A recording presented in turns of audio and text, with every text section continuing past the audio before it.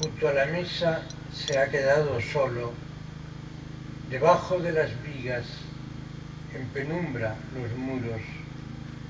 Los naranjos arden fuera de luz y el mar de velas blancas suben encendidos los pinos por el monte. En la madera del balcón las horas se detienen y el mundo se imagina con el amor que quiere el pecho. Crece la sala adentro y el rumor del aire llega hasta el corazón, como se queda la soledad del polvo en una rama. Inclina la cabeza y en su gesto nada adivinaría nadie. Él sabe que las tristezas son inútiles y que es estéril la alegría. Vive amando como un loco que creyera en la tristeza de hoy o la alegría de mañana. La tarde entra en la casa y apaga la madera del balcón, su llama roja.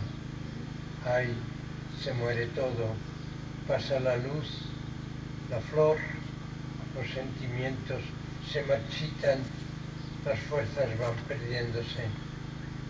Los ojos soñadores, cuando avanzan los días y envejecen, nada nuevo quieren.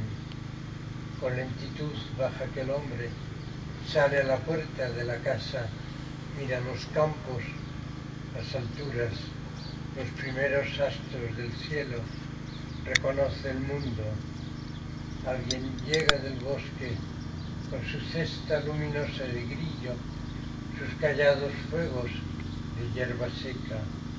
Él conoce quién es, toca la sombra del gigante, le sonríe, enciende las ventanas, deja la puerta abierta, le saluda con dulce voz, espera que se aleje. Del segundo libro